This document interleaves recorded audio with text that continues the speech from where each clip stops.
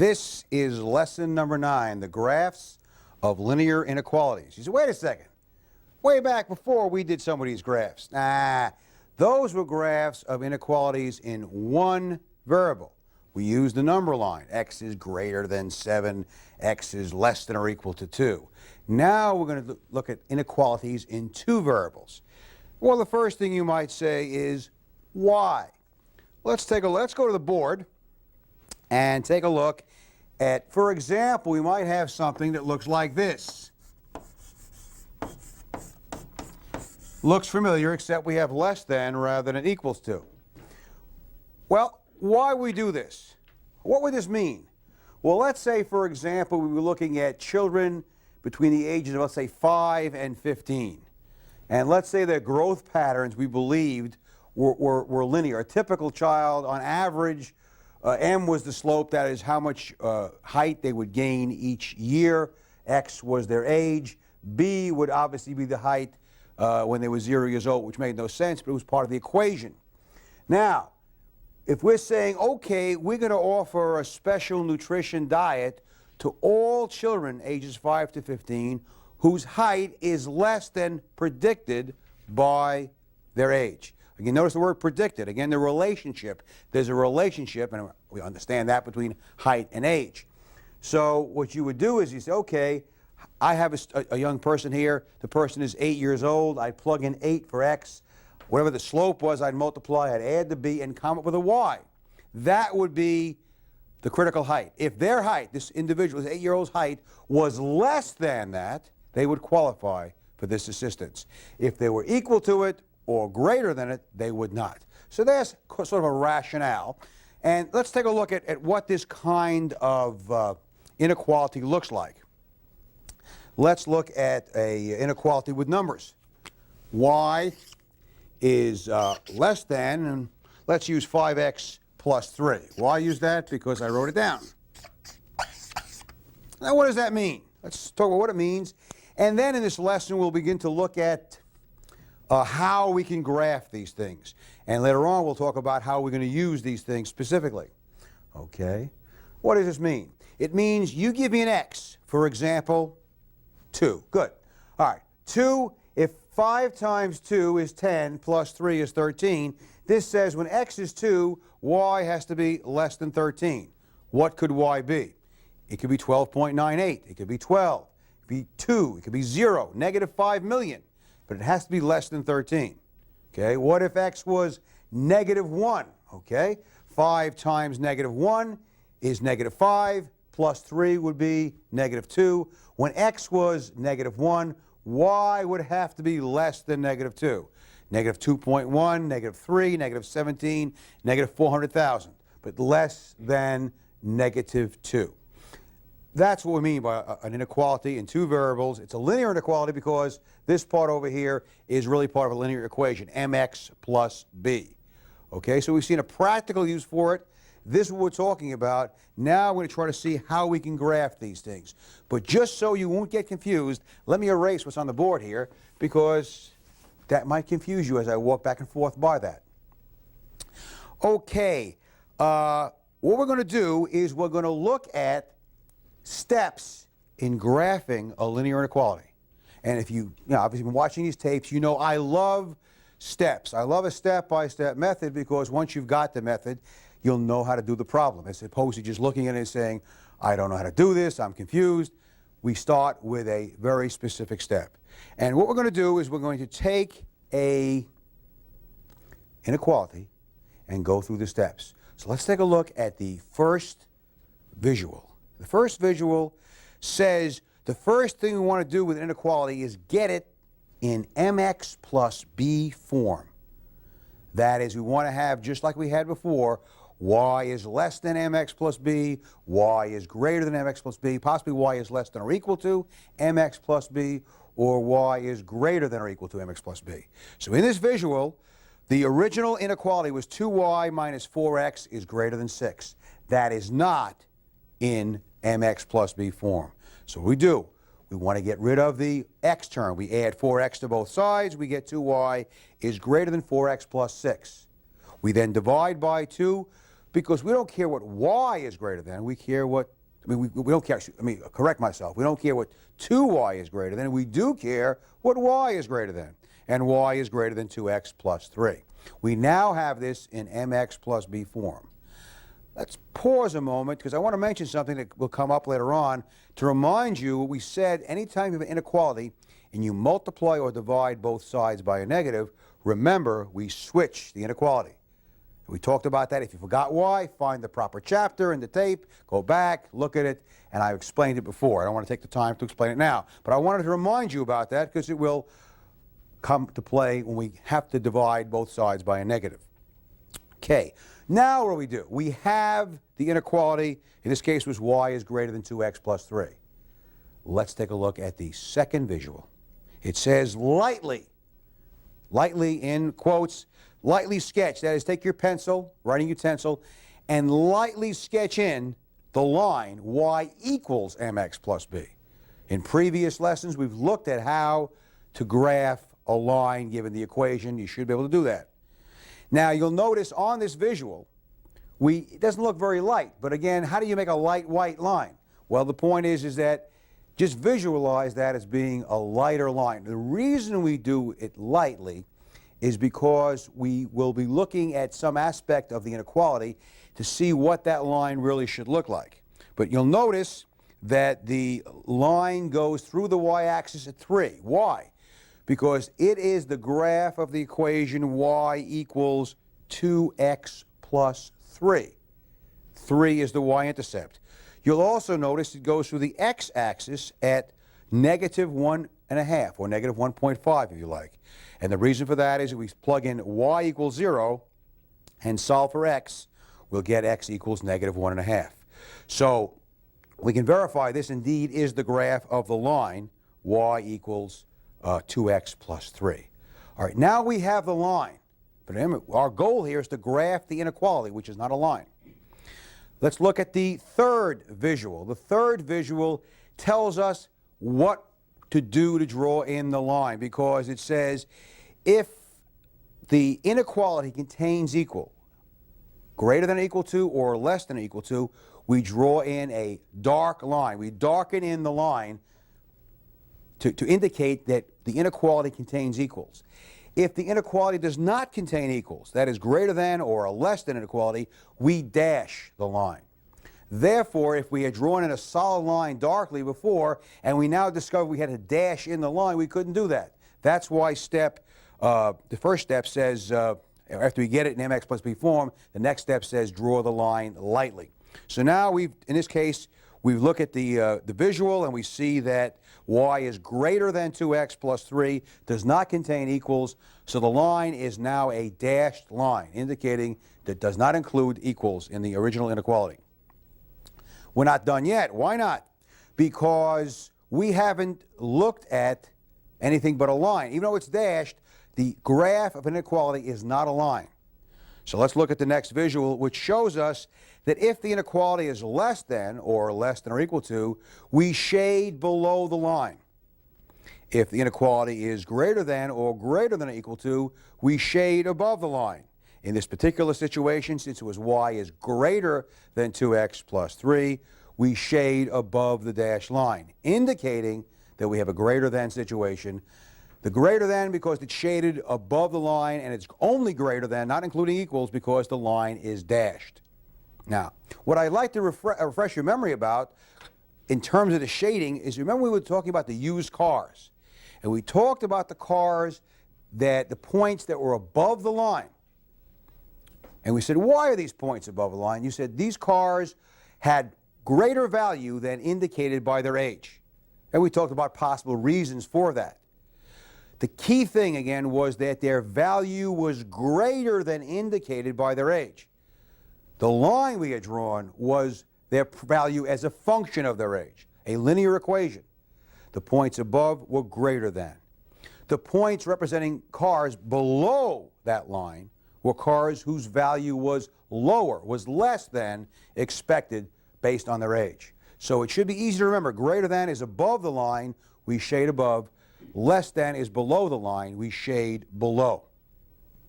Okay, The next thing we need to do, of course, is to check. Remember, everything we do, when we can, we check. So let's look at the next visual. We have the shading and the dashed line, and it says -2, 2. That's a point, and that point is indicated. That point is in the shaded region, which means it's part of the solution. Remember, a solution point here would be an x and a y that works. So let's plug it into the original inequality.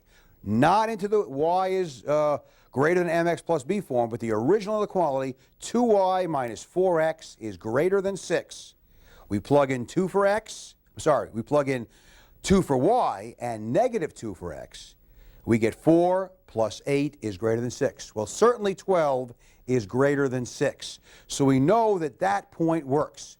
Could we check other points in the shaded region? Of course. If you were unsure about something, check points where you think there might be a problem. They should all work. But there are also points that should not work. Obviously, any point that is not in the shaded region. So the next visual shows us a point, 1, 2, which is obviously not in the shaded region. It should not work. We plug it into the original inequality, 2y minus 4x is greater than 6. We plug in the 2 for y, the 1 for x, and we notice that 4 minus 4, which is 0, is not greater than 6. It does not work. So a point that should have worked did work. A point that should not have worked did not work. We believe that our graph is the correct graph for the original inequality. Let's take a look at an additional problem. Obviously, when we take a look at an additional problem, it usually means we're bringing in something a little more challenging, but not too much, to emphasize how we do this. So let's look at the next visual. This problem has x minus 2y is greater than or equal to 10. Again, we start out with an inequality that unfortunately is not in the mx plus b form. So we got to change it to that form. So that's our first task.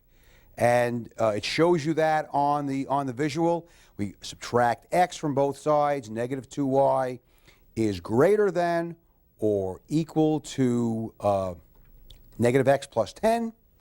We then divide both sides by -2. Y is less than or equal to. We divide it by a negative. When you divide both sides by a negative, you change the direction of inequality. So y is less than or equal to 1/2 x minus 5. We now have it in y is less than or equal to mx plus b form. What's the next thing we do? The next thing we do is to sketch the line lightly. And let's take a look at how we did that in the next visual. We have the equation y equals 1/2 x minus 5. Remember, what we're sketching is the line for the equation y equals mx plus b, which is the reason we want to do that first step to get it in terms of y is greater than or y is less than mx plus b. How did we graph this? Well, I think you should recognize we graphed it using the x and the y-intercept. Again, we got the y-intercept by letting x equal 0. When x is 0, y equals -5. Notice the point, 0, -5. The x-intercept is when y is 0. When y is 0, we have 0 equals 1/2 x minus 5. 1/2 x equals 5. X must equal twice 5 or 10. And the point 10, 0. We connect these points with a line. Again, it should be a light line so that we can either make it dashed or solid when we analyze it further in another step. Okay. Now, let's consider we have this light line. There are two more things to do. We know that the original, actually I should say that in mx plus b form, we had, what do we have? We had y is less than or equal to 1/2 x minus 5. What does that less than or equal to mean? I want you to stop and think for a moment. What does that mean? Well, the less than or equal to includes equals, which means what kind of line should we have? A dashed line or a solid line? Hopefully you said solid. Since it's less than or equal to, what kind of shading should we have? Less than is below the line, so let us shade below the line. And let's look at the next visual, which should give us that exact situation. We have the shading below the line and the solid line. And again, the original inequality was x minus 2y is greater than or equal to 10. And now we're going to check. Okay? So to check, we need to look at the next inequality. And we're going to check negative 2, negative 2. Because we saw in the previous visual that 2, negative 2 was not in the shaded region. We plug in x is 2 and y is negative 2. As seen in this visual, we have 2 minus 2 times negative 2, which is 2 plus 4, which is 6. 6 is not greater than or equal to 10. That point shouldn't check, and it doesn't check. A point that should check is 6, negative 3. If you didn't catch that, I'm going to stop and rewind and go back to the visual that had the shading, and it pointed out that the point 6, negative 3 was in the shaded region. So let's look at the next and last visual, which shows us we're plugging in x equals 6 and y equals negative 3, and we get 6 plus 6 is greater than or equal to 10. 12 is greater than or equal to 10. It checks. Again, let's just review momentarily what we've done to be able to graph these inequalities, because then I want to take a look at some very special inequalities. Okay? The first thing we did, and it's vital to do it correctly, is to get the inequality in mx plus b form. Okay? And remember, in doing that, you need to divide or multiply both sides by a negative number. You must change the direction of inequalities. Quite frankly, when I give a test to my Algebra 2 students, I would always include a problem where they have to multiply or divide by a negative, so that the original problem starts out with a greater than symbol, for example, and winds up with a less than. If they don't catch it, they will have an error. And we don't want to have that. We don't want to have errors of that type, because if indeed the answer is less than and you wind up with greater than, we're going in the wrong direction. And usually when you go in the wrong direction, you get lost. And we don't want to get lost in applying mathematics in the real world. All right, after we get it in the form of mx plus b, we then look at y equals mx plus b. This is an equation. We know how to graph the line for that equation. Remember, we could use plot points. We could use the x and y intercept method, which I've used here in this lesson. We can use the slope intercept or the point slope method. All of those methods were discussed in previous lesson, which you can go back and double check if you've forgotten how to do that. I don't think you forgot it, but just in case you need to refresh yourselves. We draw the line lightly.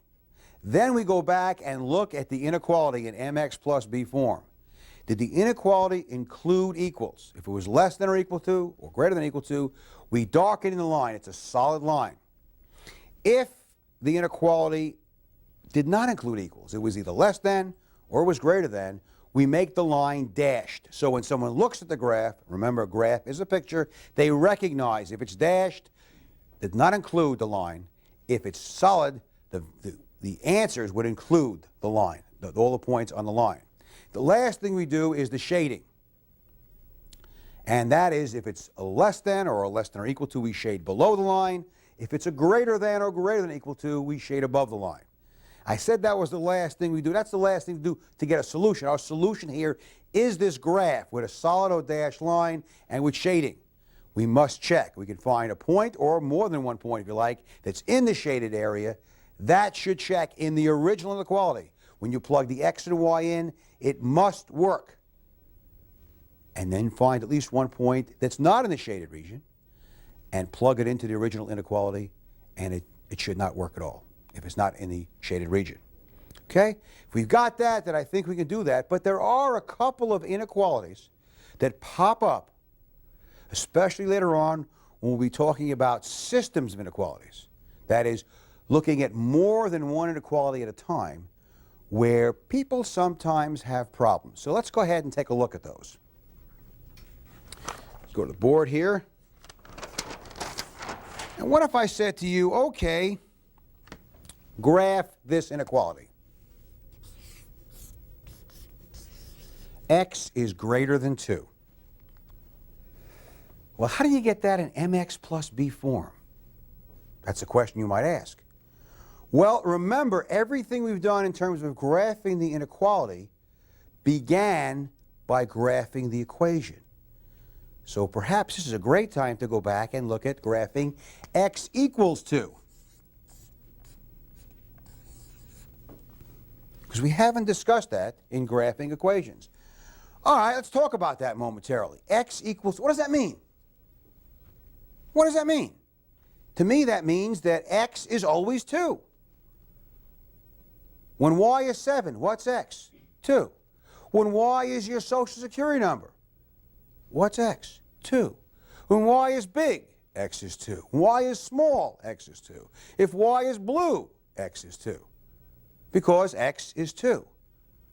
Well, one of the ways we have of graphing an equation is to plot points. Well, just pick a value of y, and x is 2. So if I go over here and I have something that looks like an axis, and let's say x is 0. Good. Y is 2. X is 3. Y is 2. How many points would you like? Another one? Sure. X is negative 4. Y is 2. Is that right? If you've been paying attention, you know this is wrong. But every once in a while, I like to do that just to see who's paying attention. Because if you're going out for cookies and coming back in and the tape is running, you're not following the instructions for the very first tape of do the work. We said that x was 2, not y was 2. So let's try that again. Only this time, no cookies, we pay attention. Give me a y value. Y is 0. When y is 0, x is 2. That's 2 comma 0. X comes first. 2, 0. Y is 4. X is 2. X is 2. Y is 4 is right up here. X is negative 2. X must be 2. Y can be negative 2, and that would be over here. I think you can see where this is leading to. When x is 2, all the points are 2 to the right of the y-axis. Let's draw in the y-axis a little better here. And therefore, we would connect these points. And there's my line, x equals 2. All right?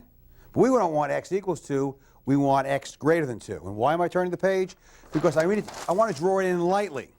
So let's start again with x is greater than 2. And we draw our axes. And I'm going to try to lightly draw in x equals 2. Probably so light you can't see it, but you know it's out there. You see my hand moving. Now, is it solid or is it dashed? Because we have the line. We kind of skipped the first step because we can't get x is greater than 2 in mx plus b form. We did graph the equation, x equals 2, lightly. Next step is it solid or is it dashed? Well, there's no equals here, so it must be dashed.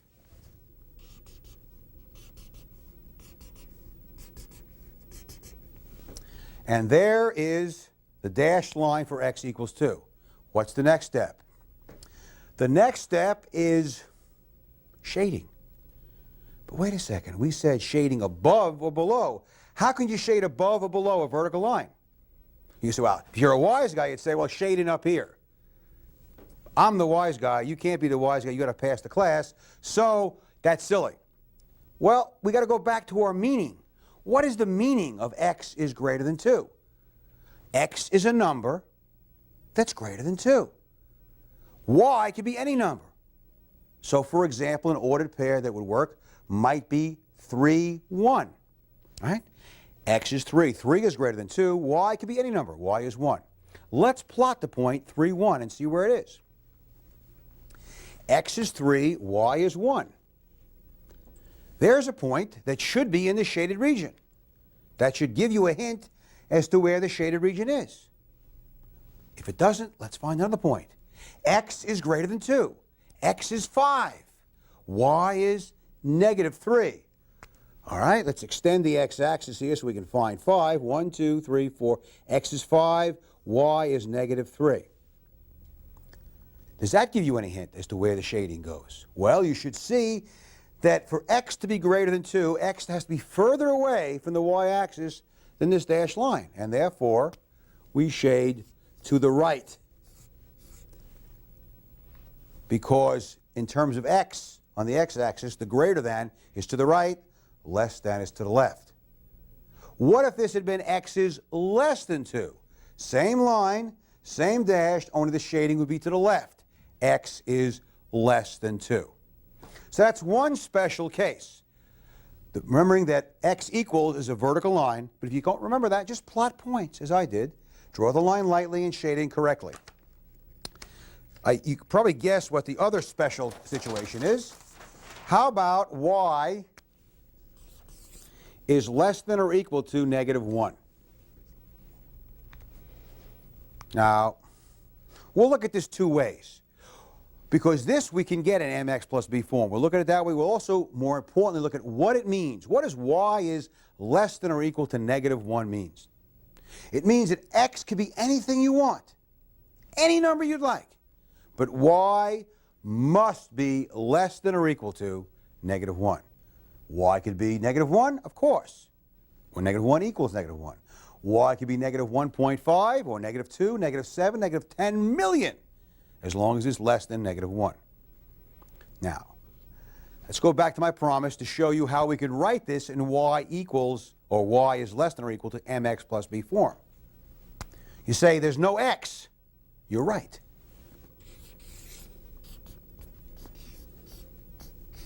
We got to put something in front of the x that's a slope, and it's got to make the x go away. What number do you know if I multiply it by x, x could be any number, when I multiply it by x, it goes away.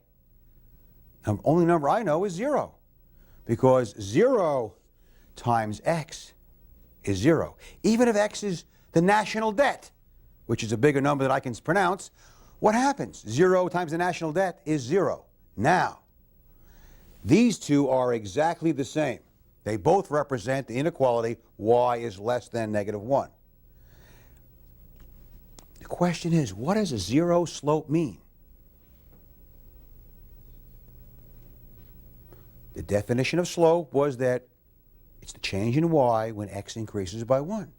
If the slope is 0, that simply means, hey, if x increases by 1, y doesn't change. X increases by 17, y doesn't change. That should hopefully give us a hint when we graph the line for y equals -1 that it's correct. Okay, let's go ahead and graph that line. Y equals -1. Okay. Let's do the same thing you did before. What did we do before? We said, okay, hey, let y be -1 and pick any x you want. Before we had x was 2, we picked any y we wanted. Let's be careful to make sure we're picking the right letters, right numbers for the right letters.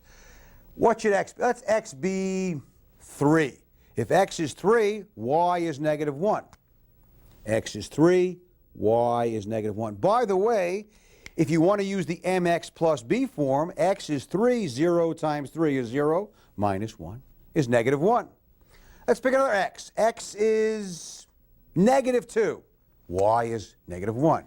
X is -2. Y is -1. By the way, you say, wait a second. If this is mx plus b form, that's the y-intercept. Hey, the y-intercept is when x is 0, y is -1. I think we can figure out what this looks like now. Let's draw lightly. That's not too light, but that's okay. Our line. It's a horizontal line. That's 1 below the x-axis, always, because y is -1. It really doesn't make a difference that I couldn't draw it in too lightly. This pen was very excited, because it contains equal. Less than or equal to means I darken in the line. So let's make a good job darkening the line so everybody can see that it includes equal. And now it's less than or equal to. Well, now we can deal with above and below. And obviously a y less than -1 is all the y values below -1. So we shade in the area below the line. And there is our graph of y is less than or equal to -1.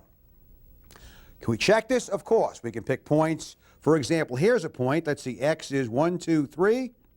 Y is -3. Plug in 3, -3 here, and we'll find out that -3 is less than -1. It checks.